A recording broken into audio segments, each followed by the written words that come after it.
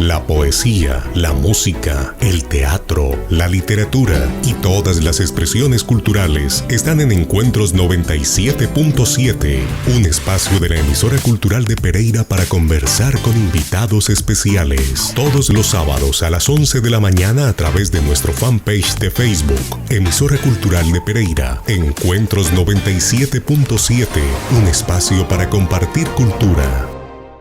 Escuche este y todos los martes en la emisora cultural de Pereira 97.7. Ficción musical, un viaje sonoro por los videojuegos, las vanguardias artísticas, los proyectos transmedia y los múltiples formatos que usamos para contar y consumir historias. Ficción musical. Un programa para explorar los múltiples universos narrativos de la ficción a través de la música. Ficción musical, todos los martes a las 5 de la tarde, a través de la emisora cultural de Pereira 97.7 FM.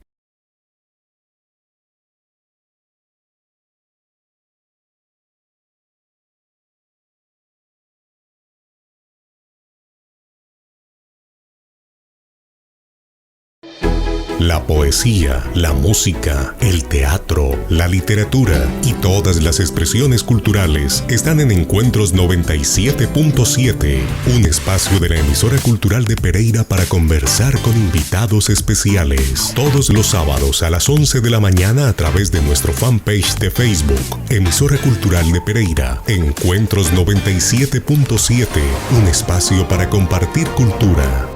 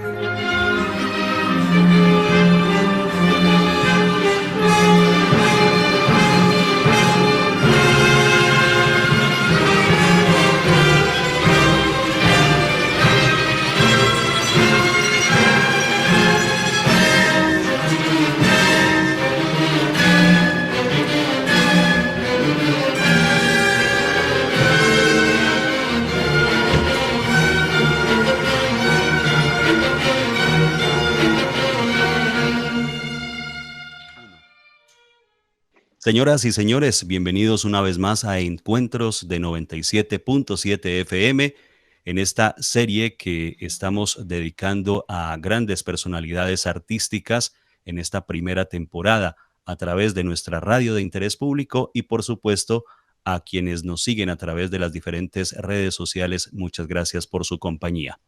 Hoy tenemos al maestro Alejandro Posada, quien es considerado uno de los grandes representantes de la dirección orquestal en Latinoamérica, maestro que ha estado al frente de orquestas como la de la ciudad de Baden en Austria, también de la Orquesta Sinfónica Nacional de Colombia, por nombrar solo algunas, y además ha dirigido cerca de 75 orquestas sinfónicas en más de 20 países. Maestro Alejandro Posada, es un placer tenerlo a través de este contacto en Encuentros de 97.7 FM. Bienvenido. Muchas gracias, gracias por la invitación. Muy contento de estar contigo.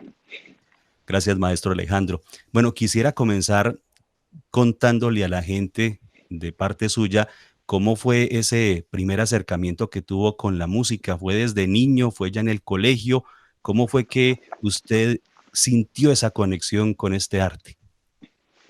Sí, eso ya hace tantos años, pero sí, afortunadamente fue de niño, porque la música hay que empezarlo lo más temprano posible. O por lo menos, como dice la maestra Blanca Uribe, hay que tomársela en serio lo más temprano posible. Y yo sí, pues fui muy afortunado que a pesar de que en esa época en Medellín, pues no se parece nada a lo que hay ahora en cuestión de ambiente musical, sí estuve en un colegio donde se hacía mucha música y de hecho eran los pocos colegios, si no estoy mal, los únicos dos colegios que daban música, uno de ellos era el colegio alemán y se tenía instrumental Orff y se tenía coro, entonces allí me pude pues como iniciar, pero sobre todo fue porque mi hermano había empezado con el piano antes que yo pues la profesora en su momento, Zulma Álvarez, también me empezó a dar clases a mí y la verdad, pues nos inculcó a mi hermano y a mí ese amor por la música muy grande y desde el estudio del piano empezamos pues como a tocar todas las materias que tenía que ver con la música como solfeo, armonía. Entonces fue pues muy temprano, yo creo que por ahí a los 6 o 7 años, no me acuerdo bien.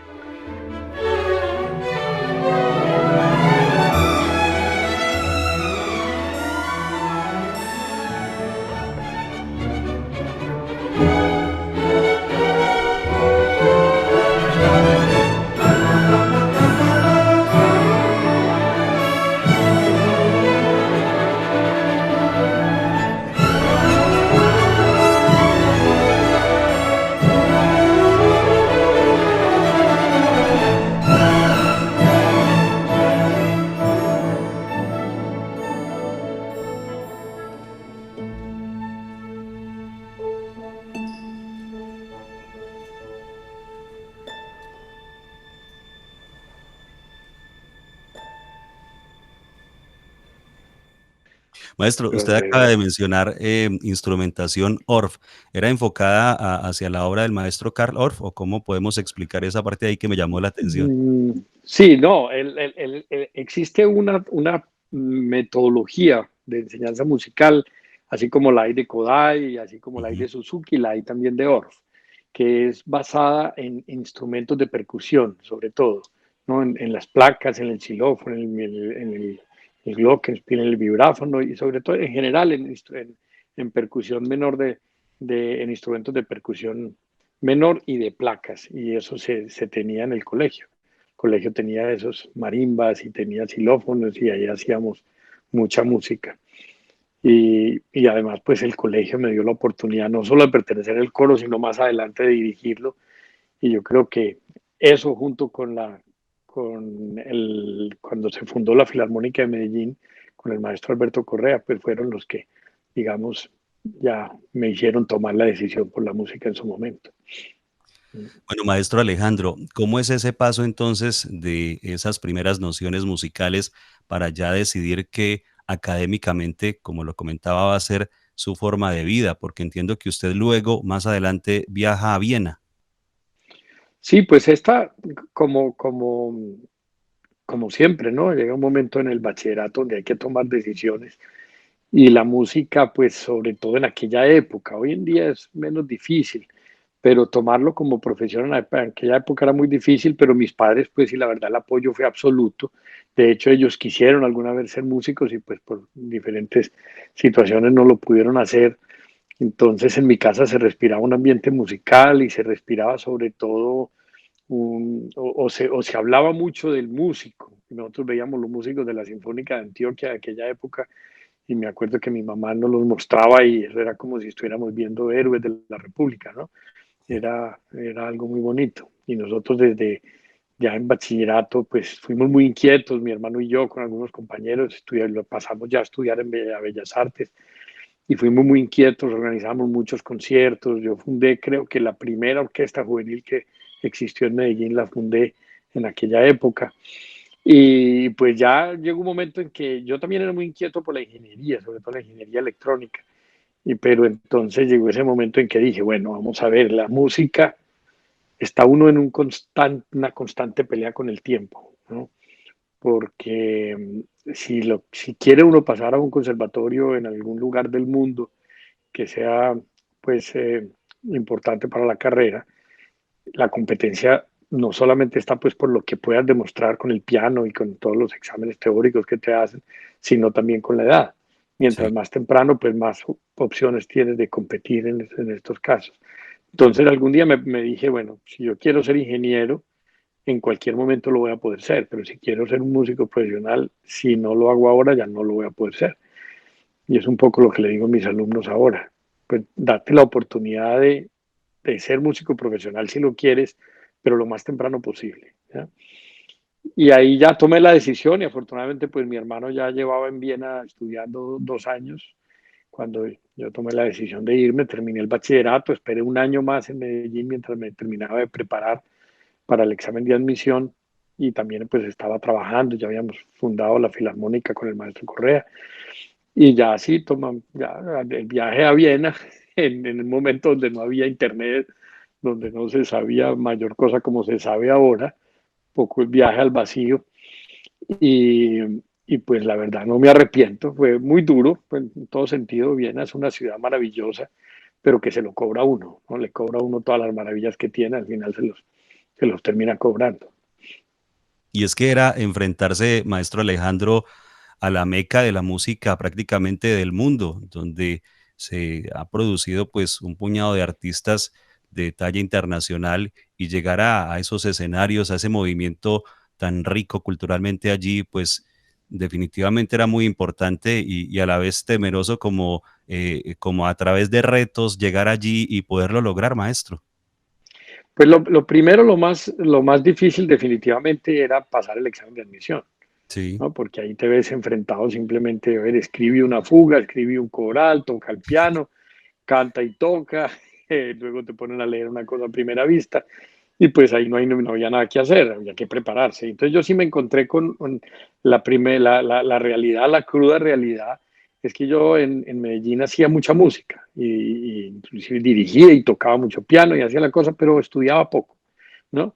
Entonces estaba muy activo, pero poco estudioso y tuve la oportunidad de darme cuenta de esa realidad tan dura de lo que había que presentar y no tuve otra que clavarme horas y horas y horas y horas y a estudiar y tuve unos meses para prepararme, unos 8 meses para el examen de admisión y esa fue, digamos, la época en que más he estudiado en mi vida. Esos eran, pero días, muchas veces días de 18 horas de estudio, que, que eso pues no pude aguantar porque era en aquella época en la juventud, pero había que hacerlo. Entonces, un poco también como le digo a mis alumnos hoy en día, hay momentos para estudiar y hay momentos para, digamos, practicar la profesión que tienes, ¿no? Pero el momento de estudiar y de prepararse es como guardar plática en el banco, ¿no? Como ir ahorrando, ir ahorrando, ir ahorrando, hasta que puedas tener lo suficiente para ya invertir con eso. Eso es lo que pasa digamos, con el estudio y es muy importante a temprana edad.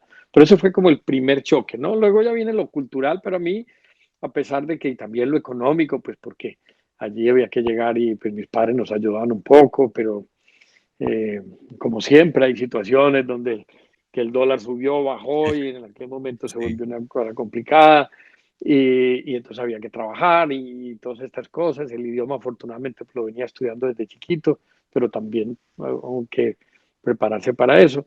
Pero de todas maneras, también fue un choque muy fuerte en las comunicaciones en aquella época. Pues uno de una persona, pues de todas maneras, de alguna manera consentida en la casa y una familia pues muy bonita, entonces ya verse allí en Viena enfrentado uno y afortunadamente tenía la compañía de mi hermano, pero de todas maneras no era fácil, pero fue muy enriquecedor. Y esos primeros años difíciles, difíciles, digamos, en económico y adaptarse y todo, fueron los años más bonitos, ¿no? Tal vez, y fueron los años de descubrir cosas y de ver aquellas orquestas y la escuela y sobre todo los compañeros de tan alto nivel, pues, que había que ponerse a la par con ellos, ¿no? Maestro Alejandro, ¿cómo fue esa llegada a la orquesta de la ciudad de Baden que entiende usted dirigió en algún momento? ¿Qué sintió? Pues a ver, yo afortunadamente en el tiempo que estuve estudiando, que me tocaba trabajar mucho, afortunadamente lo pude hacer en música, ¿no? Y antes de la orquesta de Baden, yo tenía una orquesta de un pueblo cerca de Viena que es Pressbaum. Son orquestas, la de Pressbaum era una orquesta amateur que me enseñó mucho y pues simplemente se presentaba a unas audiciones, ¿no? A selecciones en Ya. concursos y afortunadamente pues me tomaron en esa y esa me llevó a que más adelante me tomaran en la de Baden, que ya era una orquesta también, pues ya digamos de más nivel, representativa de algo, ¿no? Y en esa época también, esa sí la tuve que dejar apenas me gradué porque ya tuve que empezar a viajar y ahí fue donde me contrataron en la orquesta de Sarajevo, antecitos de la guerra, pues de los Balcanes, esa época tan difícil. Y en el tiempo de estudio, pues también pude trabajar con la Mozart en Viena. Afortunadamente, pues sí, la vida me ha dado esas oportunidades de poder vivir de la música, trabajar mucho mientras estudiaba, pero afortunadamente era con música y estas orquestas me permitieron pues coger experiencia y al mismo tiempo sobrevivir en Viena, ¿no? Maestro, hay un hecho que me parece muy importante en su trayectoria como director, y es que alguna vez fue nombrado director titular de la Orquesta Profesional Europea de Castilla y León. Pero el hecho más importante que me parece a mí es que comenzó a hacer grabaciones para el sello Naxos, que digamos es uno de los sellos más importantes de la discografía de la música clásica. Sí, Castilla y León, pues son de esas buenas, las cosas buenas que me han pasado en la vida. Eh, yo estuve en un concurso, el primer concurso inclusive que se hacía de directores de orquesta en España, y ahí gané un segundo premio, fue en el 92. Y ahí, pues gracias a ese concurso, no porque lo daban de premio, sino porque personas del jurado me empezaron a invitar a dirigir orquestas españolas, entonces me fui metiendo mucho, digamos, como en el ambiente orquestal de España, y ya en el 2000 tuve el primer encuentro con la Orquesta de Castilla y León, y en el 2002 me contrataron como titular y estuve allí pues fueron 7 temporadas como titular, más 3 temporadas como principal invitado, y allí pudimos realizar muchas cosas, ¿no? La orquesta, afortunadamente, como que teníamos como todo alineado para que pudiéramos hacer muy buenas cosas. El gobierno estaba muy alineado con la orquesta, nos apoyaron mucho, pudimos construir un auditorio y se nos presentaron un montón de proyectos de grabación, no solamente con la Naxos, sino con la Warner también. Pudimos hacer giras, de hecho trajimos la orquesta a Colombia y a República Dominicana, pudimos llevar la Sinfónica de Colombia a España también en algún momento y la de la República Dominicana. Todo eso en el tiempo pues que estuve trabajando y como te digo, construimos un muy buen auditorio. Y eso de las grabaciones era importante porque la orquesta ya había hecho grabaciones, pero eran grabaciones propias, ¿no? Entonces quedaban como para el archivo de Ujú. de la orquesta, pero esta sí fue una vez, ya fue un momento en que pudimos ampliar inclusive la orquesta y ya firmas de producción de discos como la Naxos y como la Warner se interesaron en nosotros y nos encargaron proyectos muy puntuales. Y grabamos mucha música de compositores españoles para flauta, para violín, para orquesta sola. Y eso pues en ese momento todavía el disco era un buen negocio y tenía un mercado, ya eso después a los años se fue cayendo, pero alcanzamos pues a poner discos en muchas partes del mundo y eso fue muy importante. Pero sobre todo porque para el trabajo de la orquesta, grabar, meterse en esa dinámica de la grabación, eso no se graba necesariamente un concierto y se pone en disco, ¿no? Sino que Ah, es un trabajo muy arduo y como distinto a preparar un concierto, que también pues, nos enseñó un montón, tanto a la orquesta como a mí nos enseñó un montón. Y teníamos unos ingenieros de sonido increíbles, tanto españoles como ingleses, que nos permitieron avanzar mucho en eso. claro, maestro Alejandro, luego es que usted comienza a tener contacto con solistas internacionales como por ejemplo el maestro Peter Zimmerman, Natalia Gottman, Jan-Yves Thiebaud, por nombrar solo algunos. Es después de ese paso por la orquesta que mencionábamos de Castilla y León. Fue justo con la Orquesta de Castilla y León, que en ese mismo tiempo tuve la Orquesta Sinfónica de Colombia, ¿no? Orquesta Sinfónica Nacional.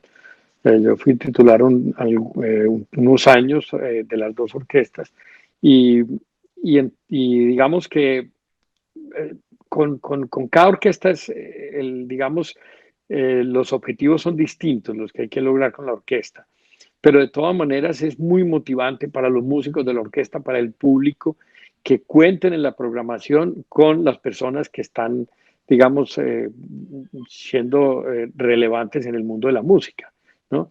Estos solistas que mencionaste son de verdad como personas referentes en el mundo que no pueden faltar, como te digo, no solamente para el público, sino para el crecimiento de las orquestas.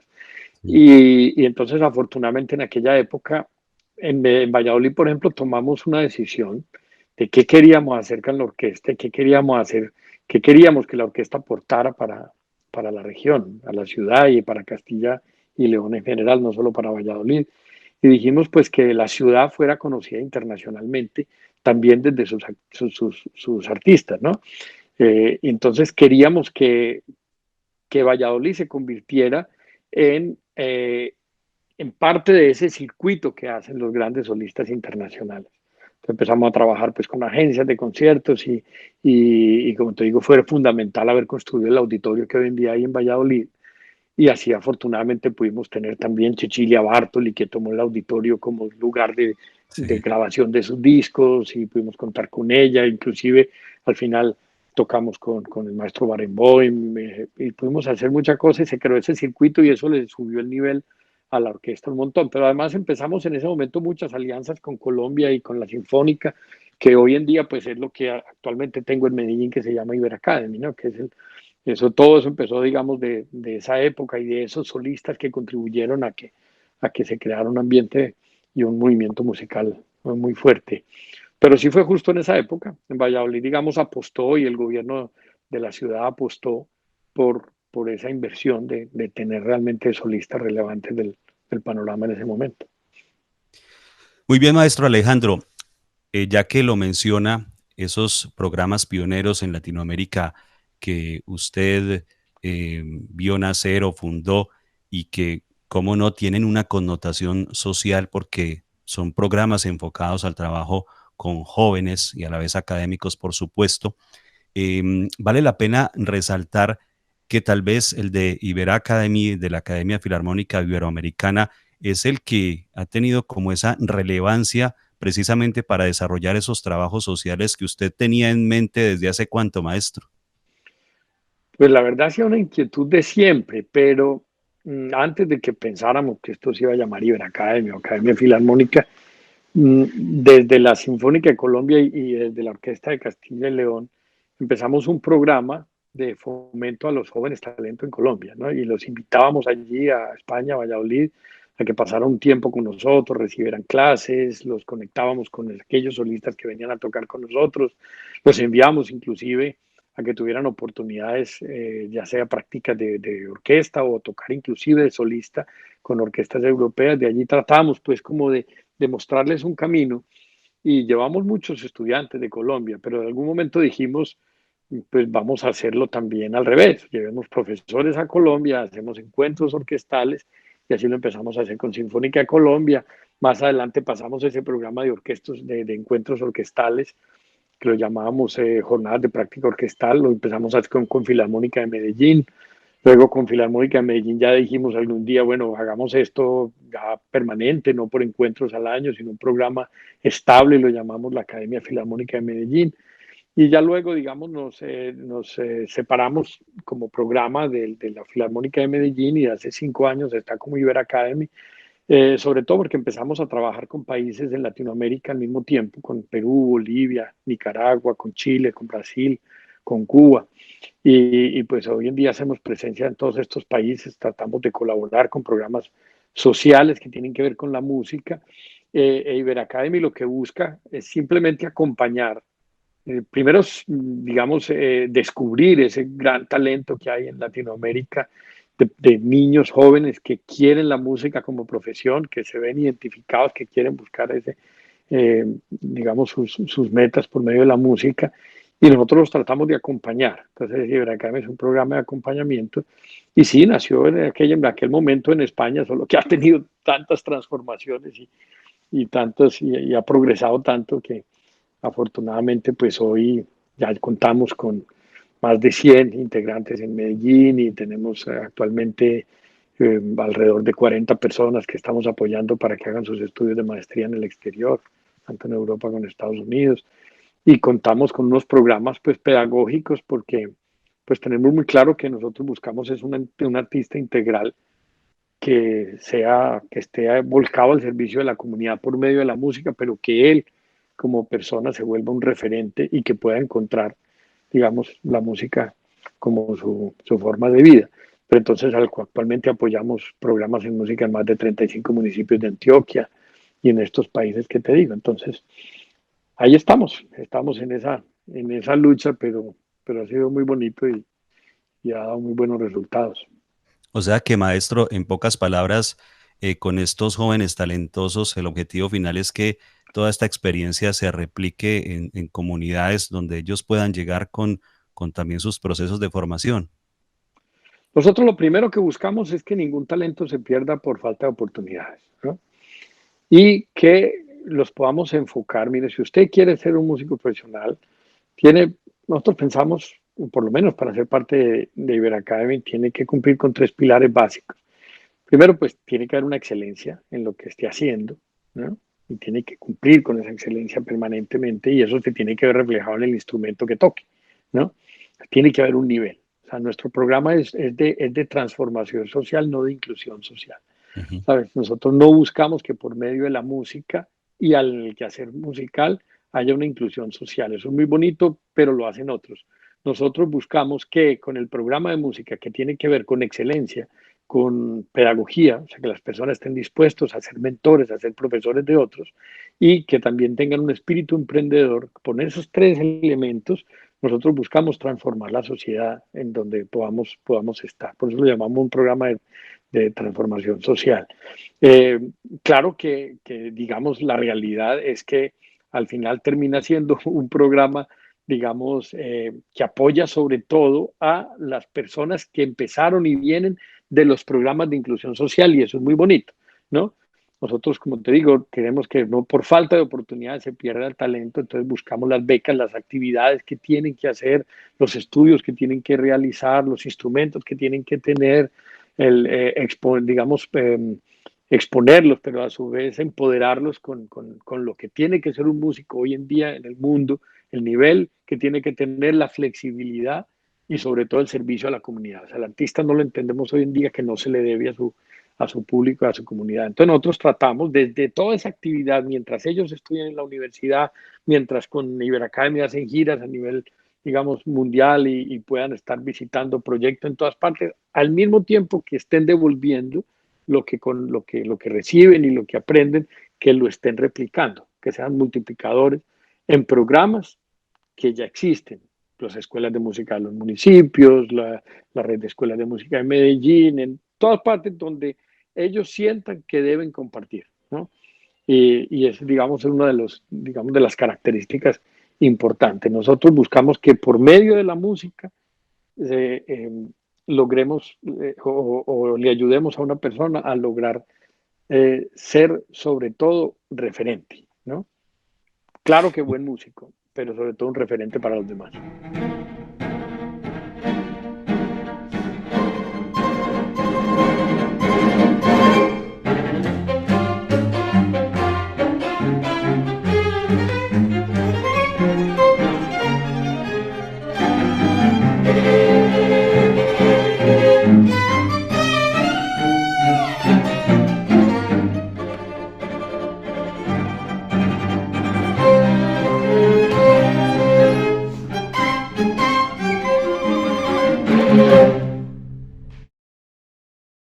Y hemos apreciado unos resultados bellísimos. Aquí en la emisora cultural de Pereira hace poco transmitimos uno de los conciertos con una de las agrupaciones de cámara que estaba siendo dirigida por un par de muchachos también pertenecientes a este programa de formación.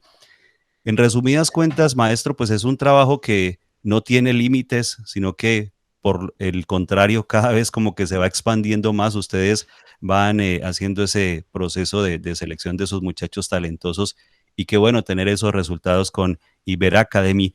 Y más ahora en estos tiempos de pandemia, maestro, que les ha tocado igual hacer el acompañamiento de forma virtual, ¿no? Sí, pero nos ha servido para crecer mucho y aprender un montón de cosas y sobre todo utilizar la tecnología. Esto lo veníamos pensando, por ejemplo, el programa que llamamos Increciendo de acompañamiento a los municipios de Antioquia, lo veníamos pensando antes de la pandemia, pero se nos presenta lo de la pandemia y lo pudimos hacer y tal vez nos hubiéramos demorado más si no hubiera sido por esta época con la tecnología y ahora pues alcanzamos a hacer algo semipresencial y si es verdad pues que se han frustrado algunas cosas, pues sobre todo los viajes y las Sí. presentaciones por fuera, pero también es verdad que hemos podido acercar niños de municipios como el Bagre, en el Bajo Caco antioqueño, con un gran profesor de una orquesta profesional suiza, que eso pues digamos se puede dar ahora.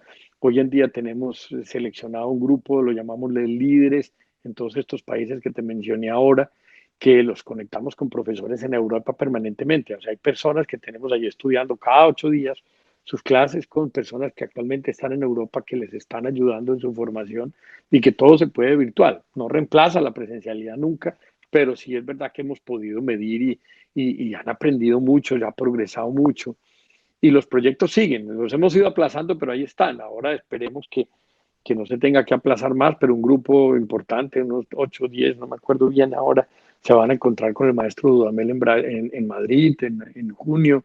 Van a hacer un programa muy exigente con jóvenes de otras partes del mundo. El año entrante pinta muy bien. Vamos a empezar el año llevando el ensamble de cuerdas al Festival de Salzburgo, el de Mozart, de la Semana Mozart. Allí tenemos un concierto, pero además van a recibir clases con todos los artistas que pasan por ese festival que es tan importante. Tenemos una gira por Europa el año entrante también, digamos, en dos modalidades, como orquesta sola. Esa lo voy a dirigir yo. Vamos a hacer un programa muy interesante con el concierto para arpa de Ginastera y una sinfonía de Tchaikovsky y una obra de un compositor colombiano. Pero también la orquesta se va a juntar con la orquesta de Winterthur en Suiza y van a hacer un proyecto con la consagración de la primavera, un proyecto muy bonito, increíble, con ballet y digamos, va a ser un programa que va a juntar estudiantes, como lo hizo Rattle en Berlín, va a juntar estudiantes de los colegios para la puesta en escena de la consagración de la primavera. Entonces aquí yo va a ser una orquesta de alrededor de 150 o 200 músicos y se va a presentar varias veces. Eso va a ser, digamos, como muy interesante. Y este año, si el COVID nos deja, queremos hacer una gira nacional. Y como tú mencionabas ahora, o sea, hay grupos de cámara, pero Iber Academy pues tiene su orquesta, que ha funcionado muy bien, y tiene grupos de cámara de todos los formatos, ¿no? Desde quinteto de metales hasta coro de tuba y coro de trompetas y de todo, ¿no? Y sobre todo una actividad de música de cámara que a pesar de la pandemia la hemos podido realizar, no el 100%, pero que ahí va. Maestro, ¿cómo se financian todos estos programas? ¿Cómo se logra ese engranaje? ¿Es con otras instituciones educativas, públicas, privadas? ¿Cómo se hace? Sí, digamos, Iber Academy tiene una alianza muy, muy fuerte desde, ya estamos cumpliendo 10 años con la Fundación Hilti, ellos es una empresa que está en Liechtenstein, ¿no? Está entre Suiza, Alemania y Austria. Eh, y con ellos venimos, pues, no solamente el porcentaje muy alto de lo que hace Iber Academy, sino ellos también. Es una fundación muy bonita que está en muchas partes del mundo y apoyan desde el sistema de orquestas en Venezuela hasta todos estos países que te mencioné. Y además, hoy en día tenemos una academia que también, digamos, es acompañada por la Hilti, que es una academia para profesores que la empezamos en Londres antes de la pandemia. Se llama AIM, Academy for Impact Through Music. La, pues lo bonito de esta alianza con la Hilti es que ellos buscan que todos los programas, no solamente donde ellos están, sino el mayor número de programas que buscamos más o menos lo mismo, nos conozcamos, interactuemos, aprendamos de todos y que haya un intercambio permanente. Entonces la Hilti ha sido fundamental pues para Iber Academy, pero también hay fundaciones muy digamos, que hacen mucho por, por sus jóvenes y por sus niños y por la cultura, ¿no? Como la Fundación Mineros, hemos trabajado con la Fundación Arroyave, trabajamos con Oro Molido en Medellín para poder llevar la música a Fredonia, digamos, a esta región cafetera que hay cerca de Medellín. Y allí en todos estos lugares, de la mano, digamos, de, sobre todo de fundaciones, nosotros hasta ahora, desafortunadamente, con los gobiernos no hemos trabajado mucho, ha sido muy poco y, y esperamos que en un futuro, ojalá cercano, digamos, también podamos trabajar con los gobiernos regionales y nacional, con el ministerio, porque pues realmente es una oportunidad muy grande que una fundación como la Hilti haya invertido tanto, digamos, no solamente recursos económicos, sino conocimiento y alianzas en todo el mundo para que se den estos programas que nos benefician tanto en Colombia. Entonces ya es importante que después de 10 años que llevamos con estas alianzas, pues hagan el match necesario, ese trabajo en alianza. También tenemos muchas alianzas con instituciones muy interesantes, como la New World Symphony en Miami, que es una academia orquestal muy interesante, que tal vez la única academia orquestal permanente que hay en Estados Unidos. Con ello estamos cumpliendo también 10 años de alianza con el Mozarteum de Salzburgo, ahora empezamos una nueva con el Conservatorio Superior de Castilla-La Mancha. Tenemos una muy interesante con la Orquesta de Basel, con algunas orquestas españolas, pues con Castilla-La Mancha y con Castilla y León también. Pero estas alianzas nos han ayudado sobre todo para que nuestros jóvenes tengan esas perspectivas y conozcan el mundo musical, pues por donde se mueve. Y estamos siempre ampliando alianzas. Hasta ahora en eso, digamos, nos ha ido afortunadamente muy bien. Debe ser muy gratificante, maestro Alejandro, ver todos esos resultados con estos jóvenes talentosos. Es que es la razón de ser, ¿no? La razón por la que hacemos todas estas cosas. Nosotros no armamos una orquesta por hacer conciertos, que es muy importante, lógico, pero la razón de ser Diver Academy no es dar conciertos. Cuando hacemos una orquesta es para que eso sea un laboratorio de crecimiento para la gente.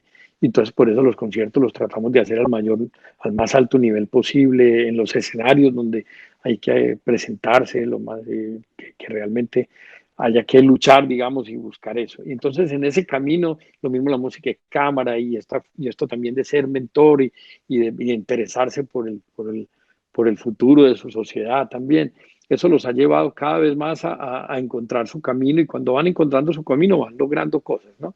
Pero para nosotros es muy importante, pues, por ejemplo, un Jadilton que está en la Filarmónica de Viena actualmente. Para nosotros es muy importante, por ejemplo, Natalie, que está haciendo un trabajo tremendo con la Escuela de Música de Guaple, ¿no? Y personas que hoy en día están como sembrando semillitas, esa filosofía que tenemos en Iber Academy la están implementando donde trabajan. Entonces ya es muy satisfactorio ver que personas que están o que estuvieron, que pudieron ir a estudiar una maestría y regresaron, o inclusive que estudiaron la maestría y se quedaron, porque también desde allá aportan un montón. Hoy en día están trabajando como Santiago Bernal en un conservatorio, profesor de un conservatorio en la universidad, en una universidad en Suiza, o como te digo, estas personas que son directores de una escuela de música en un municipio de Antioquia o directores de alguna escuela de las 27 que hay en la red de Medellín, o que están sacando adelante algún proyecto en algún lugar de Colombia, o inclusive lo que hizo un integrante de Iberacademy que se fue a Nicaragua y trabajó allí un año muy intensamente, sacó adelante un proyecto musical muy bonito y hoy en día tenemos, digamos, talentos que encontramos allí viviendo en Medellín, que son de Nicaragua y que están haciendo su carrera en Medellín. Entonces las cosas son muy satisfactorias y esperamos pues que lo podamos seguir haciendo por muchos años para que realmente se vea cada vez más ese resultado simplemente de hacer las cosas bien. Entonces, ellos saben que los tienen que hacer bien, que esa es la excelencia, lo que la llave para abrir las oportunidades, si no, Claro. es muy difícil. Maestro, pues de parte de la emisora cultural de Pereira, de todos nuestros oyentes y seguidores, muchas gracias por seguir promoviendo y estimulando la buena música como un instrumento de paz en estos jóvenes que se interesan por ella y también por habernos permitido conocer un poco más sobre toda esta historia suya como director de orquesta, como maestro y también formador y fundador de estos programas en Nivel Academy. Muchísimas gracias por estar en Encuentros de 97.7 FM y aquí tiene esta ventana abierta también para Colombia. Gracias, Mauricio. Te estaré contando más cosas cuando se pueda. De verdad, muchas gracias. Me alegró mucho estar en tu programa. Muchas gracias. El maestro Alejandro Posada estuvo con nosotros hoy aquí en Encuentros de la emisora cultural de Pereira 97.7 FM. Hasta pronto.